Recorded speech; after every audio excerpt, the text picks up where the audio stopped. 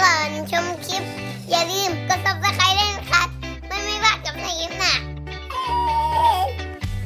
สวัสดีครับวันนี้พบกับช่องเสน่ห์พวกวันนี้เราจะมาแกะขนมครับมาทำขนมแบบนี้ไหนโชว์ดูก่อนแบบนี้ว้าวในข้างในมีอะไรบ้างโชว์หน่อยสิ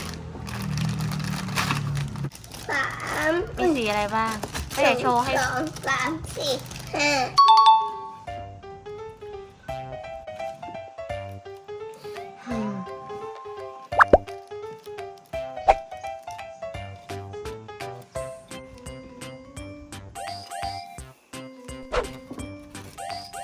กลิ่นหอมจังเลยใช่ไหม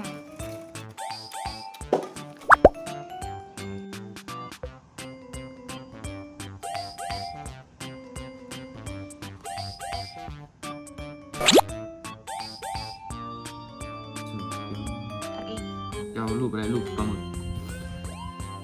กสีมีสีฟ้าด้วยใช่ไหม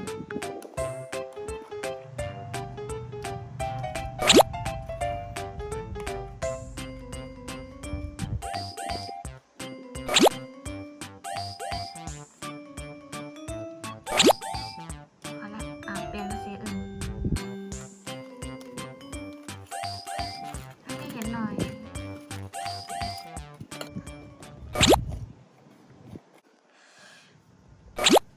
นี่คือแนวคิดมาสีฟ้าด้วยอย่าลืมผสมสีฟ้าด้วยนี่คือแนวคิดมาก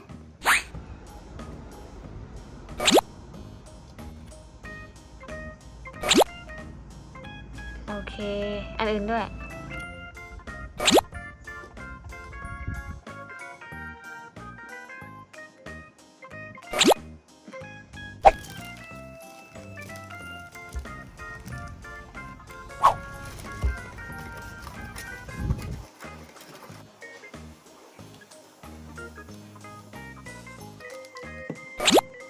แข็งแล้วสีอื่นด้วย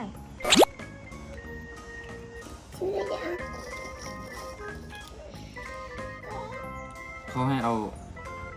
พวกไม่อันนี้มี3มันส ใส่ ม ลง บู นี้ รณ์ ก็ไปใส่ยินเนี่ยเป็น ถ้าใหญ่ต้องแกะพวกนี้ลงไปในแล้วก็แช่มันจะเป็นก้อนกลม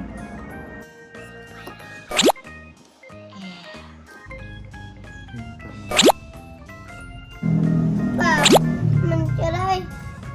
ได้ตักได้ง่ายขึ้น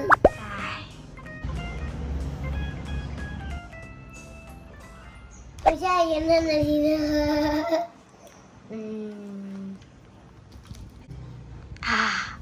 ชิมบนสีขาวก่อนรสชาติเป็นไงสีขาว อร่อย หวานไหมกลิ่นสีฟ้ากลิ่นมันเป็นยังไงหวานอมเปรี้ยวชิ